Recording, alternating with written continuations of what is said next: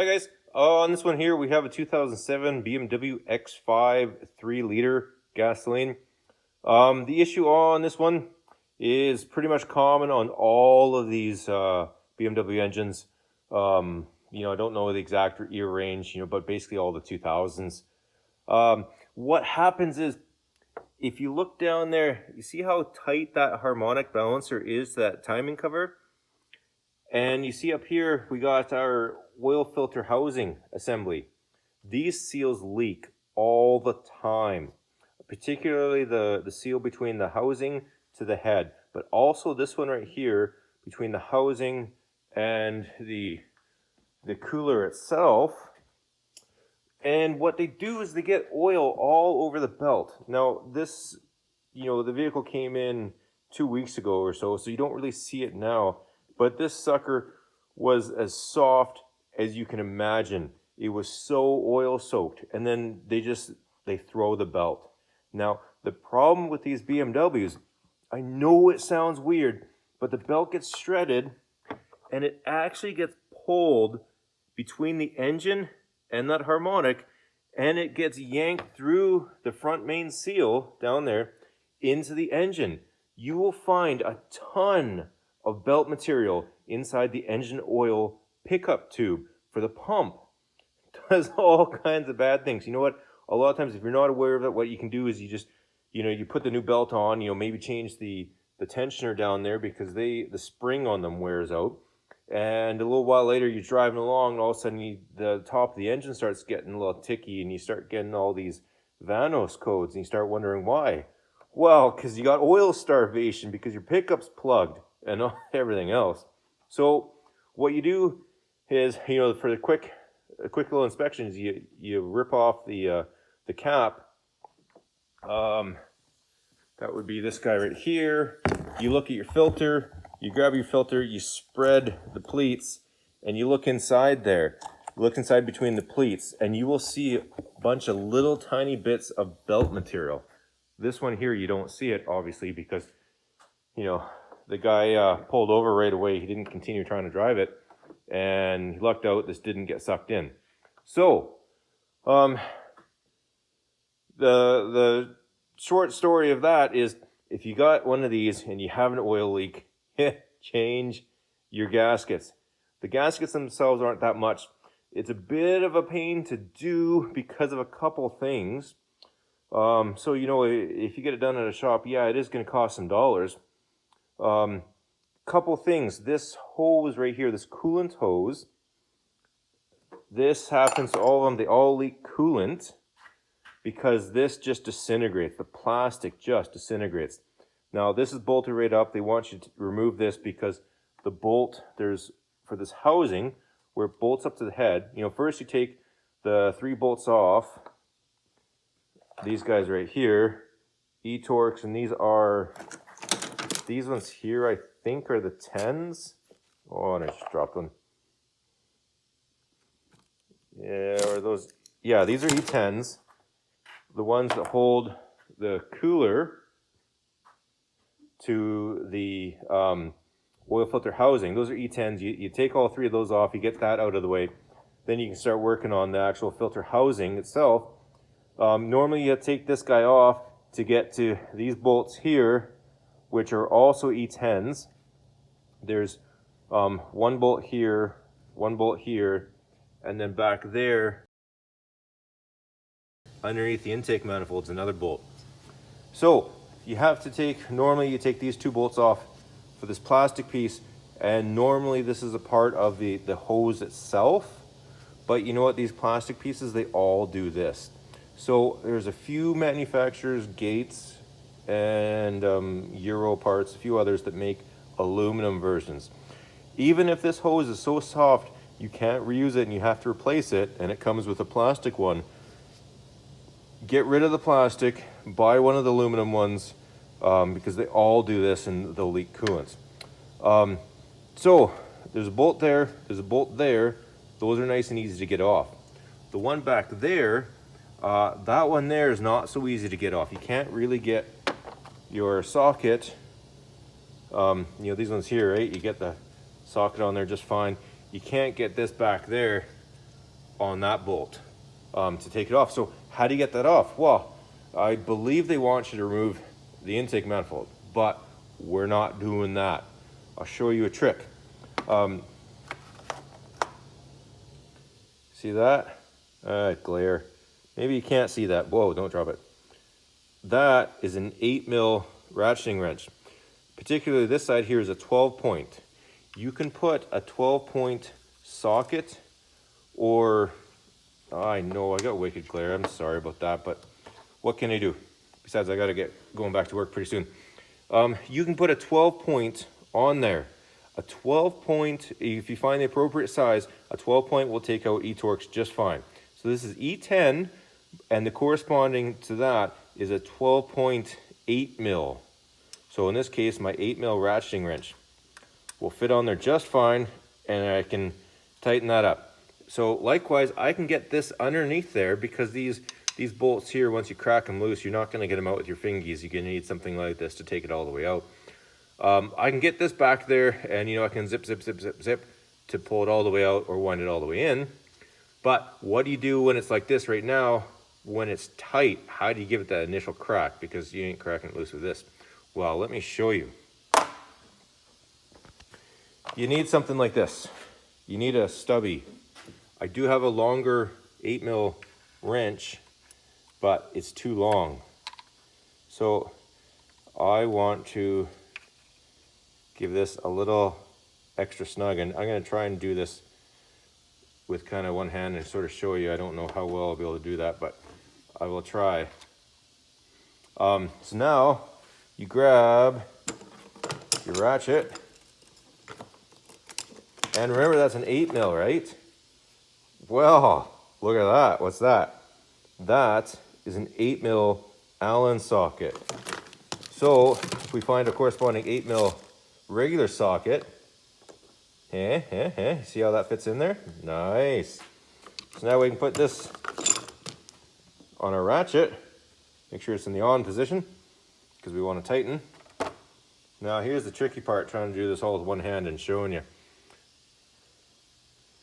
Yeah, I can then use this, if I get this to the spot. Okay, this can be really hard with one hand, but you get the idea. I can get this guy in there, hopefully not dropping that little wrench. Yep, just dropped it. All right, let me go pick that up. Okay, so of course this does take two hands. I went and retrieved my wrench, but I'm also not in there very well. I hope I don't drop it again. But you see the idea. You can get an Allen socket around the open end of that wrench. Now we can use this kind of as a like a big crowfoot sort of deal.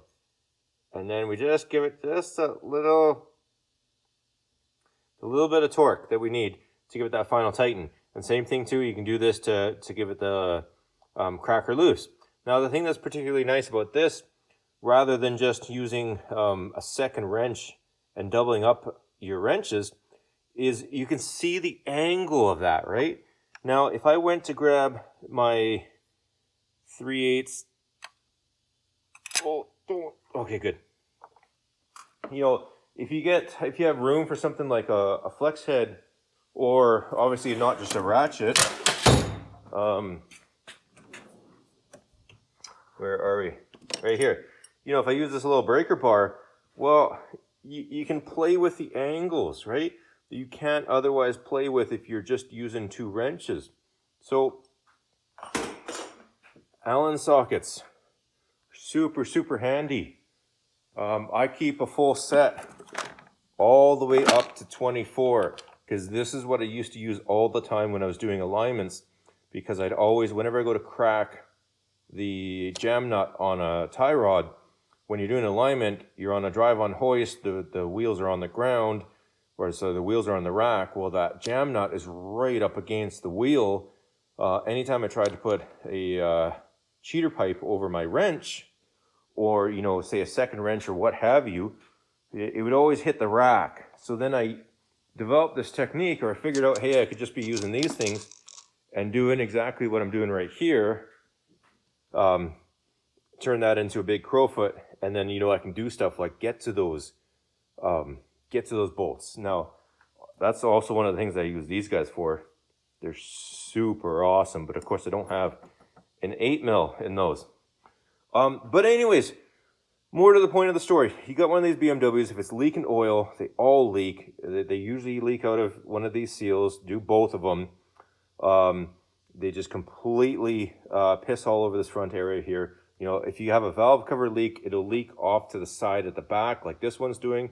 It's way underneath, you know, on the skid plate and all that stuff. Sure, that's valve cover, but the valve cover doesn't get on the belt. We're concerned about the belt. If you see your belt really, really oily on a BMW, get this replaced, because usually on these, even if they're only rear-wheel drives, even if it's not an all-wheel drive like this, it's usually like 8 hours to drop that oil pan to clean out that pickup. So you don't want to do that. Plus the front main seal itself, the seal doesn't have a bottoming lip. It has to be in just the perfect amount and has to be perfectly straight. So if you don't have the tool for that, chances are it'll go on a little bit of an angle and it'll leak. So if your belt gets sucked in through there, it's bad news. Take care of this first. Now, even then, likewise, as I was saying before, still a bit ugly, but you don't have to take the intake manifold off. You can actually get to that bolt down there with a little bit of trickery. And, you know, this bolt here, you got to take this off. But, hey, that plastic is always destroyed anyways. So, you know, get a nice aluminum bracket. The rest of it's no big deal. You know, this guy right here, this top rad hose that goes to this pipe right there, I was pretty suspicious of it. I thought it was leaking, and you know what, I didn't want to have to deal with it afterwards. It was cheap enough for me to get a replacement one, so you know what, I did that while I was there.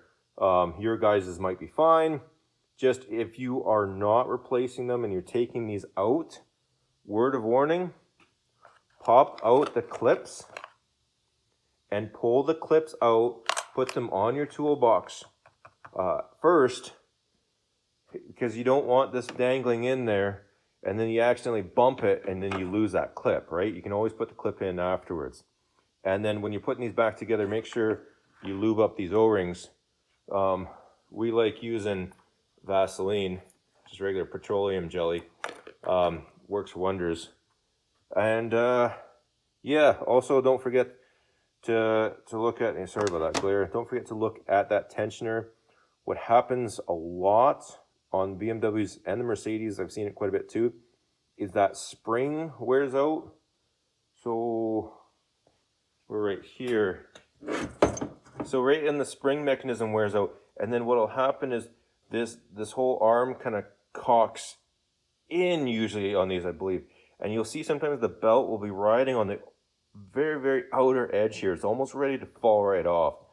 So yeah, even if the pulley sounds okay, which on this one here, the pulley felt pretty good. It was actually the idler pulley that was junk, but the pulley felt good. It's not just a matter of just the pulley. The actual mechanism itself can wears out, and then it can throw a belt as well. So definitely worth a little bit of money to change that too. And then of course, don't put your oil-soaked belt back on. You know, it's not worth cleaning it up. Even on vehicles where, you know, it doesn't suck it in, just put a new belt on. Anyways, that's about all. Just be mindful of these. If you're looking to buy one of these used, second hand, third hand, and it's got a few kilometers on it, you know what, you definitely want to run it, listen to it. Is it ticking up top? You might have it sucked in through there. That happens all the time. And the weird thing is, you would think that it would be leaking oil out of that front main seal. It doesn't. They seal right back up. I'm sure it's not doing any wonders for the surface there that rides against the seal. But yeah, you know what? If you're looking at buying one of these, definitely worth pulling that filter cap off. You don't want to see a brand new one. You actually want to see something that's, you know, got a few kilometers on it, so you can get an indication of how it is. pull that filter out, spread it. If you see lots of little rubbery particles, yeah, run. Anyways, I think that's about all I can jabber on about this guy. Not really the end of the world, not the worst job in the world to do. A few little tricks make it a lot easier. So, just wanted to share that on. Let me know if you've encountered this on any of your vehicles, what you had to do, what it looked like. Yeah. I just want to say thanks for watching, and we'll catch you in the next one. Bye for now.